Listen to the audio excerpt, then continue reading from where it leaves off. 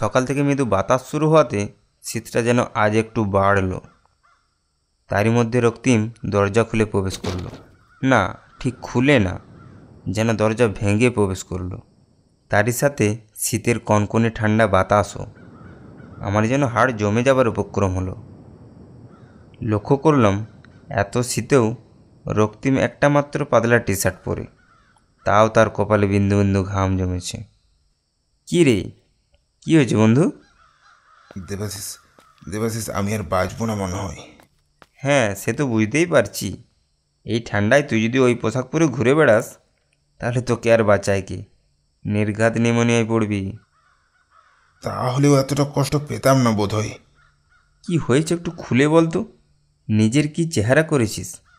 দেখলাম চোখের নিচে কালি পড়েছে, শরীরের প্রায় সব হাড় গোনা যাচ্ছে, চুল দাড়িও হয়েছে পাগলের মতো। আমার বাড়িতে কেউ একজন বেশ কিছুদিন ধরে থাকছে। কে থাকছে?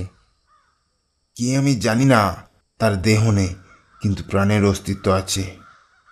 বুঝলাম, কোনো ভূত প্রেত বা অশরীরীর কথা বলছে। এ কথাটা যদি সে অন্য সময় বলতো তাহলে হয়তো হেসে উড়িয়ে দিতাম, কিন্তু তাকে দেখার পর সেটা আর করতে পারলাম না। আমি এই কদিন ঠিক করে খেতে পারছি না, চোখের পাতায় ঘুম নেই। সে যেন সব সময় আমায় অনবরত ডেকে চলেছে। আমি আর ওই বাড়িতে থাকতে পারবো না। থাকবি না তো কোথায় যাবি? তুই আমায় অন্য কোথাও একটা বাড়ি ভাড়া করে দে, আর সেটা আজই। আমি আর এক মুহূর্তও ওই বাড়িতে থাকতে চাই না। আজই? আচ্ছা, দেখছি আমি কি করতে পারি। সকাল থেকে দুপুর গড়ালো একটা মনের মতো বাড়ি খুঁজে পেতে। বিকেলের মধ্যে গাড়ি ভাড়া করে জিনিসপত্র সব নতুন বাড়িতে আনা হলো।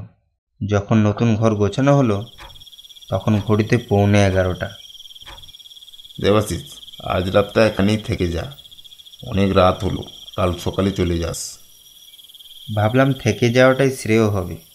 এত রাত্রে বাস বা টোটো রিক্সার দেখা মিলবে কিনা সন্দেহ আছে, তাই সেই রাত্রিটা রক্তিমের নতুন বাসে থেকে যাবার সিদ্ধান্ত নিলাম। দুজনে রান্না করে খাওয়া দাওয়া সেরে শুতে গেলাম। তখন দেখলাম ঘড়িতে বাজছে প্রায় 12টা। শুতে না শুতেই সারাদিনের খাটাখাটনির জন্য চোখের পাতা ভারীতে নেমে এলো।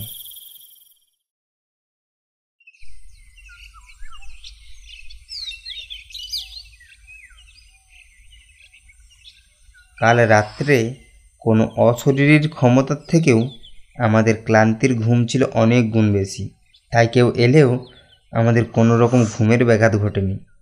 পরদিন সকাল সকাল রক্তিমের সাথে 1 কাপ চা পান করে বেরিয়ে পড়লাম।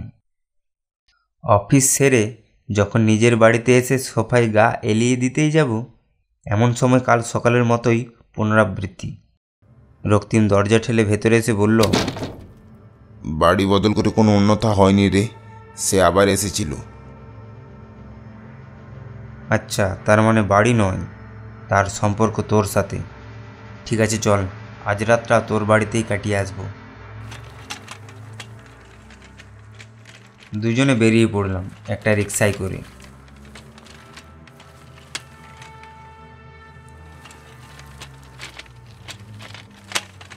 মিনিট 20 মধ্যে রক্তিমের বাড়ির সামনে এসে থামলো। বাড়ির ভেতরে যেতেই একটা পচা ভ্যাপসা গন্ধ নাকে এলো। তবে কিছুক্ষণ বাড়িটায় থাকতে থাকতে গন্ধটা যেন গা শোয়া হয়ে গেল। একটু পরেই রক্তিম 2 কাপ কফি নিয়ে এলো।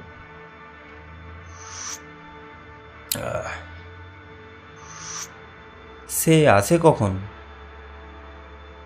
তার আসার কোনো নির্দিষ্ট সময় নেই, হঠাৎ হঠাৎ তার অস্তিত্ব বোঝা যায়। আচ্ছা, সে এলে কিভাবে বুঝিস যে সে এসেছে? একদিন দেখলাম আমার রুমের মেঝেতে কাপড় পড়েছিল, তারপর সেই কাপড়টা পাশের রুম থেকে কে যেন আস্তে আস্তে টান দিতে দিতে নিয়ে গেল। আবার একদিন দেখলাম ঘন অন্ধকারের মধ্যে শুধু একটা হাত বের করে ইশারায় ডাক দিচ্ছিল। আমি সেই মুহূর্তে ওই রুমে যেতে পারতাম না, তবে পরে ওই ঘরে যেতাম, কিন্তু তখন আর কোনো কিছু দেখা যেত না। আমরা আরও কিছুক্ষণ গল্প করতে করতে সন্ধ্যা গড়ালো।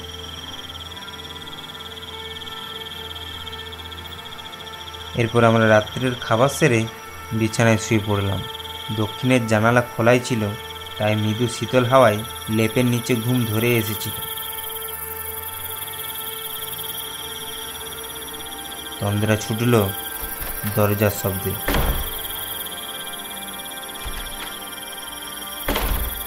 দেখলাম দরজা হাওয়ায় একটানা কান ফাটানো শব্দ করছে। কারেন্টটাও কখন গেছে ঠিক জানি না। সারা ঘরময় অন্ধকারে ছেয়ে আছে। ওই দেখ ওই দেখ ওই দেখ দেবাশিস, ও এসে গেছে, ও এসে গেছে। হ্যাঁ হ্যাঁ, দেখছি দেখছি, তুই একটু শান্ত হ। রক্তিমকে শান্ত হতে বললেও আমার যে গাটা একটু ছমছম করছে না সেটা বলা ভুল হবে। হঠাৎ মেঝের মধ্যে চোখ পড়তেই বুকটা ধড়াস করে উঠল। সেখানে এক পা দু পা করে টাটকা রক্তের পায়ের ছাপ ফুটে উঠেছে। সে পায়ের ছাপ এক পা করে আমাদের রুম থেকে বাইরে বেরোচ্ছে। আমরাও বিছানা ছেড়ে তার অনুসরণ করলাম। দেখলাম বারান্দা পেরিয়ে পাশের রুমে প্রবেশ করল, আর একটা বহু পুরনো টিনের বাক্সের কাছে এসে থামল। একটু পরেই বাক্সের ডালাটা যেন মৃদু নড়ে উঠল, তার সাথে এক ভয়ানক শব্দ। আমি ডালাটা খুলতেই যাব, কিন্তু পেছন থেকে রক্তিম বাধা দিয়ে উঠল। না, ওটা খুলিস না। কেন, এতে কি আছে? কি আছে তা জানি না, তবে এটা আমার এক দুঃসম্পর্কের কাকা আমার কাছে রাখতে দেয়। আমি সেদিন জিজ্ঞাসা করেছিলাম, কিন্তু বলেছিল কি আছে তা জানতে হবে না, শুধু জেনে রাখ এটা যেদিন খুলবি সেদিন কিন্তু খুব বিপদে পড়বি। গুরুজনের বলা কথা, তাই সেদিন কাকার উপর কোনো কথা বলতে পারিনি। তবে এবার বুঝতে পারছি সেটা যেদিন দেয় তার কিছুদিন পর থেকে এইসব অলৌকিক ঘটনা ঘটতে শুরু করে। তার মানে এই বাক্সের মধ্যেই সব রহস্য লুকিয়ে আছে। কিন্তু না, আর কোনো কিন্তু নয়। এই বলেই বাক্সের ডালা খুলে দিলাম। খুলতেই ভয়ে আমরা আটকে উঠলাম। দেখলাম ভেতরে একটা পচা গলা দেহের কঙ্কাল, সাথে দমকা হাওয়া আর দুর্গন্ধ নাকে এলো। আর তার সঙ্গে সঙ্গে আমাদের দুজনের গলায় কোনো এক অদৃশ্য কাপড়ের টান পড়ল।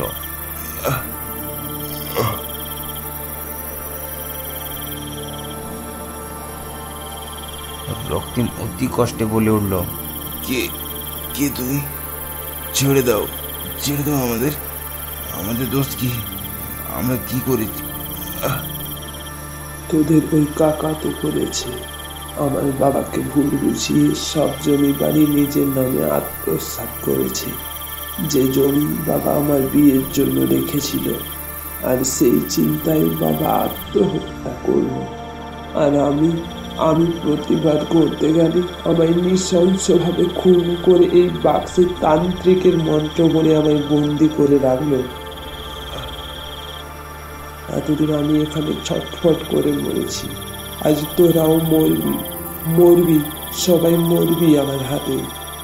এতে আমাদের কোনো দোষ নেই, আমাদের ছেড়ে দাও, তাহলে তোমার খুনের সৎ বিচার করব। ওই খুনের বিচার তো আজ আমি নিজে করব।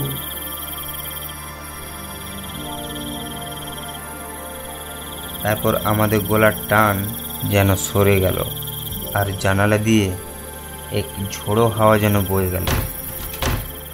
তারপর সব শান্ত। পরদিন ভোরে রক্তিমের মায়ের ফোন এলো।